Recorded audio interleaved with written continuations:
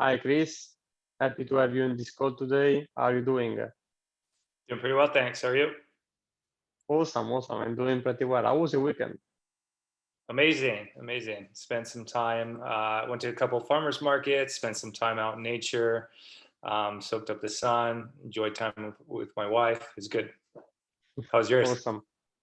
Yeah, I mean, pretty relaxed, I have to say.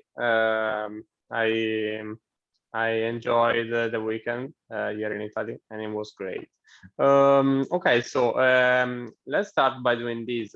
Let's talk about a little bit more about who you are, what you're doing at Lyfefuel, which are your goals and your vision. Yep. So my name is Chris Mandarino. I'm the founder and CEO at Lyfefuel. Lyfefuel is a plant-based nutrition and performance company. I've been running the business for about 5 years now. Actually, more like 7 years, but it's about 2 years just back end biz dev and product development. The long-term vision for Lyfefuel is really be at the forefront of personalized nutrition. So a lot of the predictions we had about the market and people adopting more plant-based diets and lifestyles, and big trend to moving from retail to online shopping, a lot of that stuff obviously came to fruition. Our next big prediction for the future is that as people elevate their health and wellness, with Lyfefuel obviously being a big part of that, they'll look to more personalized solutions for their health, and that kind of integrates technology, diagnostics, and obviously nutrition. And so that's the big, hairy, audacious goal and long-term vision for what Lyfefuel will become. And simply, Lyfefuel is fuel for life, right? So there's so many different ways that can be applied. Obviously, we started a bit narrow in supplements, but it was really about creating a comprehensive and more elevated solution to health as a starting point that we can build upon for the future of the business. Yeah, that makes sense. And honestly, I see that you're doing that in the beginning at least with the transformation plan. Yeah, exactly. So, for us, it was really important to try to find a way to stand out in, what can be considered a very crowded space. And, beyond just the products, which are amazing, we really felt that it was important to have some sort of educational plan that helped people move away from suboptimal standard American diet and lifestyle, and really teach them, give them the tools of how to transform their life in a meaningful way. And as we evolve, that will take into consideration the specific components that somebody's trying to improve. They might have diet dialed in, they might have training dialed in, but they might need help with their, uh, uh, mental performance or spiritual performance or whatever that might be. So it's different for and unique for every person, and that's really what the transformation program tries to accomplish. And it takes a holistic approach to wellness, which is really the key. And no diet is perfect, and so that's why without a personalized approach, it's all kind of nonsense. Yeah, absolutely. I mean, everything is moving towards a customized approach, a customized user experience. So your vision makes totally sense to me. Okay, so let's talk about how did you get involved with me, and which was the main reason you decided to start working together. Yeah, so got involved with you just through, I think, a cold email outreach that landed in my inbox. It was actually appropriately timed because, we knew that there was something kind of amiss in the business. We were spending a lot of money on agencies and Facebook marketing and, doing all the stuff that you're supposed to be doing as an e-com company, but it wasn't yielding the results that, we were looking for. And so we knew that we needed to take a step back and really, reanalyze, if everything was operationally in good place. And we knew that there's a lot of improvements to be made on conversions. And so I think it was again, well timed, because we're already, interviewing and looking at a lot of different consultants and agencies But the thing that really piqued my interest and got my attention is that you know led with value right away. So I think there was like 5 free takeaways that you provided that we could apply immediately to see an uplift in the conversions. So I think you know it's definitely unique and a different approach, and I immediately I guess acknowledge your expertise in the field, because the recommendations were, again, going back to personalized. They were very personalized and spot on for our business, and definitely called out some of the key pain points that we were aware of, and you know got me to obviously respond to the email and kick things off. Awesome. Awesome. So you talked about this main challenge of conversions and trying to figure out what was going on, what was the main thing that you needed to fix. But up to that moment, before starting working with me, how were you trying to solve that problem? How were you trying to solve that issue?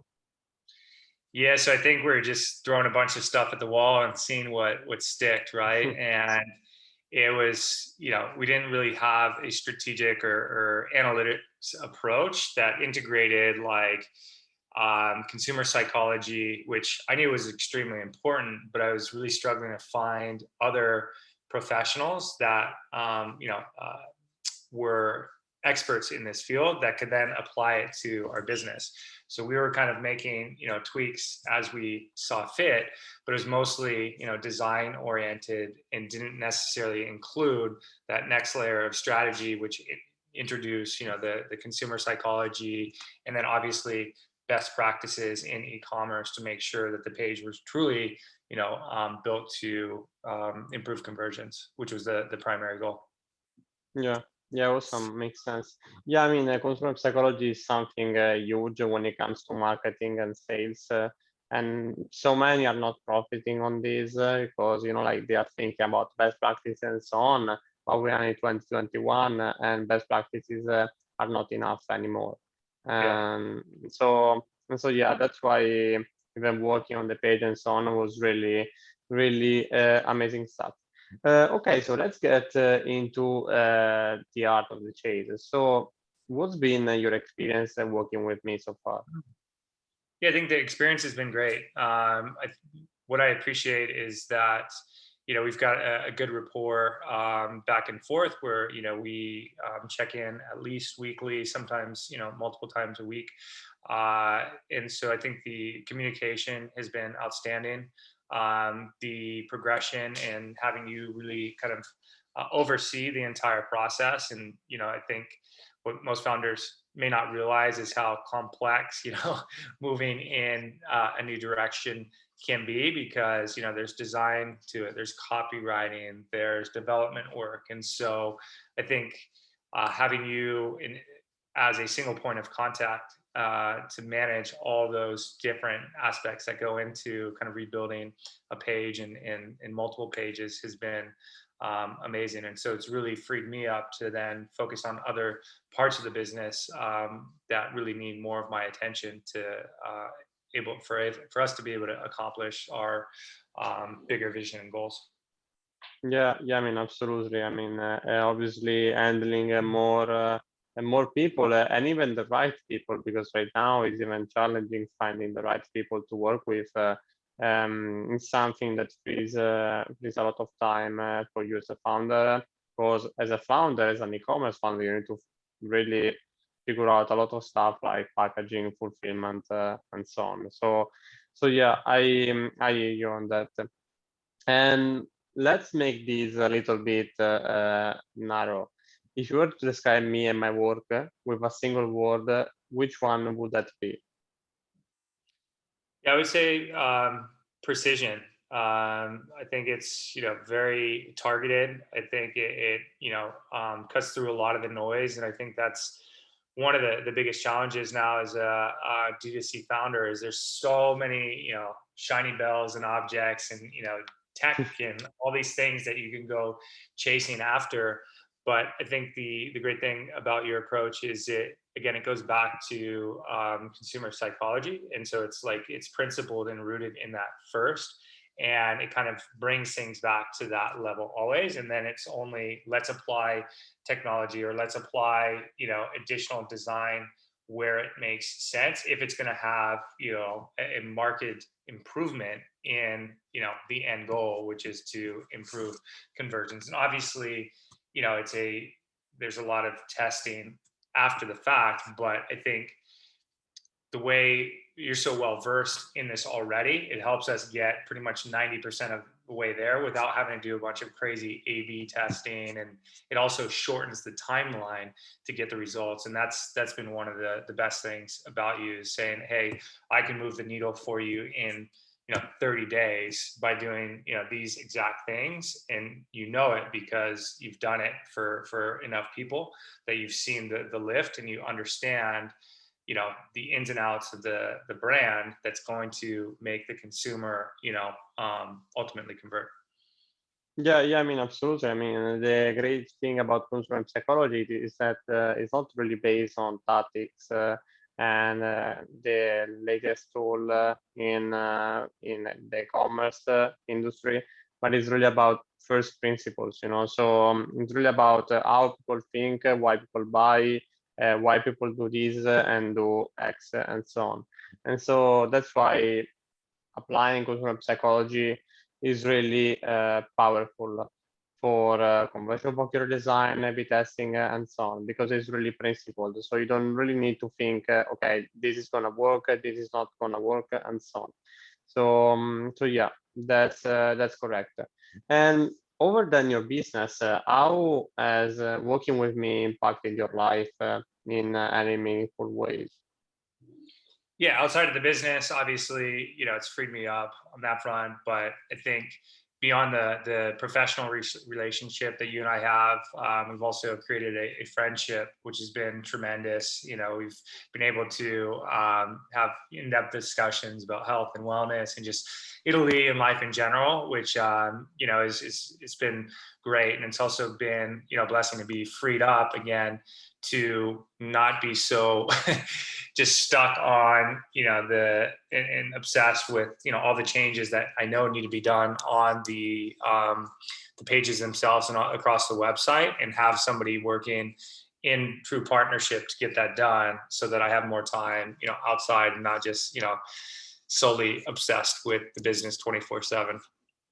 Yeah, I mean, absolutely. I'm really happy for that, because honestly, I think that most agencies maybe focus too much on the, let's say, on the typical client relationship. You are the client and I am the consultant or the agency owner or whatever, and don't really think about the human aspect. And I really love the fact of focusing even on the human aspect, building a truly human relationship, a partnership, because that's really what business is all about. So really finding like-minded people, and not just advisors, masterminders, other consultants, and so on, but even with your clients, which really these are key people if you started working with them. So why not focusing on building partnerships and friendships and so on? Yeah, that's great. And yeah, so why at this point would you recommend me to someone else? Yeah, I'd recommend you because I've seen results. I mean, first off and foremost, and that's obviously for any founder, and anytime you're paying somebody money to do work, that's the one thing that you expect.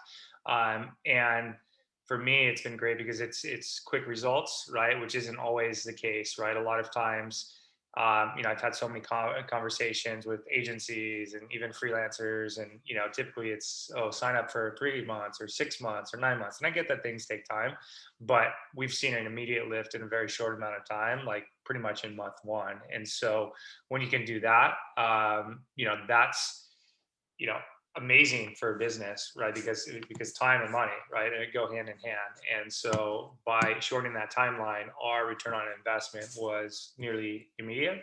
And so that's one of the top reasons why I would recommend you to other business owners. It's you deliver right away, and you're not stuck in this like long-term contract, so to speak. If it's not working, then you would know. But I mean, we saw again right away, and we also added a lot of free value outside of, the scope of the work that we were paying you to do for the CRO result. That's had also like an uplift for our business in terms of like digital marketing and other things that have helped improve in our business as a whole. Yeah, yeah, amazing. I mean, it was even great suggesting you to cut that relationship with the Facebook ad agency because it was not really working, and you lost a lot of money. And yeah, I mean, I felt the moral obligation to make you stop working with those guys because honestly, the relationship was not doing well. The results were not just there, and so Yeah, I think yeah. it's important to clarify, like we're probably losing like $7,000 a month or more on Facebook ads at the time, right? And you obviously saw that because you got into the Google Analytics and which is crazy because you would expect somebody that's running, that ad account to be step one to make sure all the data and analytics and stuff is performing in the first place, but the ROI clearly wasn't there. And that's an immediate red flag that you had seen that saved us a ton of money pretty much from the start. Yeah, yeah. I mean, and that's fun stuff. It's really interesting because at the end of the day, if you think about that, not only you have to spend money on the relationship, so on someone managing your ad account and so on, but you really need to invest your money on Facebook advertising. So Yeah, you need to exactly. really understand whether these people are trustworthy enough or not. In the case with CRO instead or GX, it's really about okay, let's invest this money up front. Maybe they are even more than expected, but then we see the uplift from month one. And even if you are a brand with $10,000 a month, $15,000, 50% uplift would mean $5,000 a month more in the bank account. So that means that even the price is 10,000, which is really high, you make this money in 2 months without even considering like maybe advice. Okay, let's get this Facebook ad agency. Let's start focusing on SEO, which was the case for you, by the way, because you have a ton of content sitting there. And I told you you have so many assets that you're not leveraging. So why focusing on external stuff? Why focusing on the shiny stuff like Facebook ads and so on? When you're a bigger brand, when you want to focus on Facebook ads, but you know that you have a strong content and so on, you can leverage Facebook ads night and day because then you have content, then you can build awareness, you can change beliefs about, change people beliefs about something like health, wellness, spiritual health, and so on. And so that's why I think that that's really the key difference between spending maybe $3,000 a month or $2,000 a month in a retainer, and then you're happy with it because you're like, okay, this is not expensive, but then you realize, okay, maybe I am at month 3, I'm not seeing any results, and I had to invest even money in Facebook advertising instead of saying, okay, invest $5,000 or $10,000 upfront, but I see an immediate uplift in month 1, which Well, really changes your business. Yeah, it's such an important first step, right? If you don't have like that page optimized, then no amount of advertising, it's never going to be as efficient as it could be, right? Because it creates a disconnect. And, as some red flags in the customer's mind. If they're seeing one thing in an ad and it's not matching up on the product page or wherever you're sending that traffic, then the likelihood that it's going to convert is going to be pretty low. And that's what we saw. We were, I think, under 1% conversion rate. And even if we kept the Facebook ad going by improving our conversion rate 2x or beyond that, it's just like taking our business to a whole nother level. But the interesting thing was, even though we stopped Facebook ads completely, our revenue actually still continued to grow a bit during that time. And so, like, from profitability standpoint, it was massive. Yeah, absolutely. I mean, the analytics was a little bit screwed up, but then we figured out the way to fix it. And I guess, I mean, it was about 1.5 or 2%, more or less. And we are even generous with it because I think that would be even less than 1%. And right now, the conversion rate, I guess, is about 4% or something like that. So That's a huge improvement. It's more than 100% at the very least, if we consider 2%, 200% and more if we consider 1.5 or 1%, which I expect that to be the real result, by the way. But anyway, okay, so last question. If someone called you today and asked you, okay, why should I do business with Marco, rental systems, and so on, what would you tell them?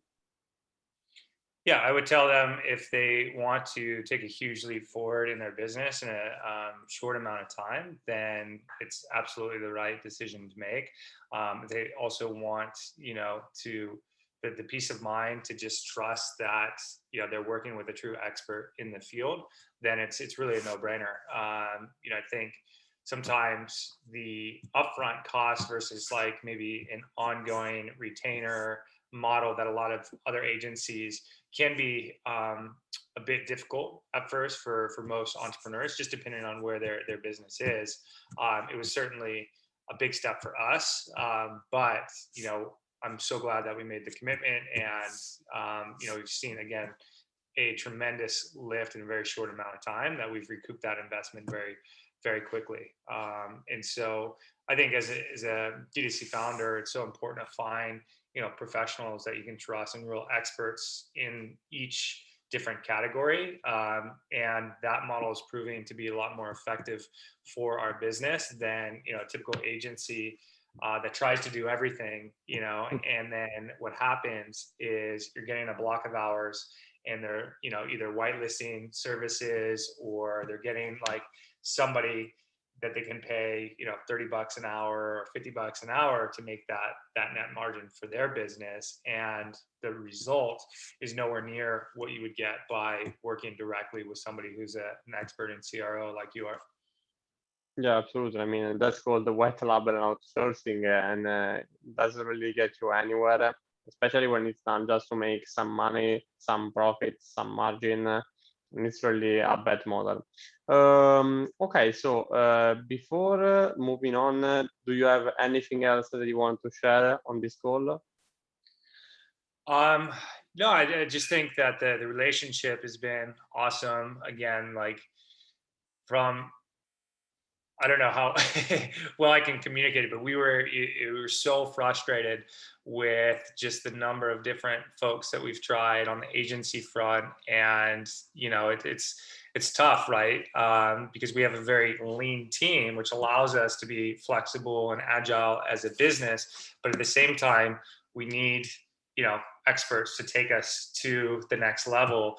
And I think now that we've been able to work with you for several months now, we're finally cracking through that ceiling, and we have a much more focused approach to what we're going to be doing going forward. And it's just kind of a more seamless and fluid process, which is everything when you're trying to take a business from kind of those early startup days and then crack through and really have like a scalable model. And you've got to do it on all fronts, right? You've got to do it on the product and logistics side, but you also have to do it on the customer experience and the website side.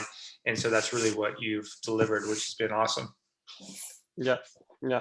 That's great to hear, and thanks for this call.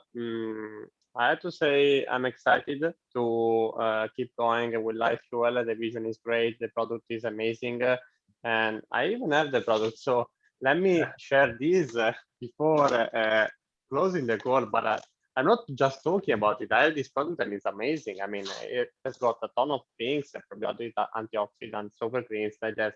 I'm not really even sure how Chris packed this all up in one scoop, like he's in one scoop. So that was the powerful proposition even behind the essential page. But yeah, excited, and for now, Chris, have a great day ahead, and let's keep going with Lyfefuel. Yeah, thanks, Marco. Appreciate all the help. Bye, Chris. See ya.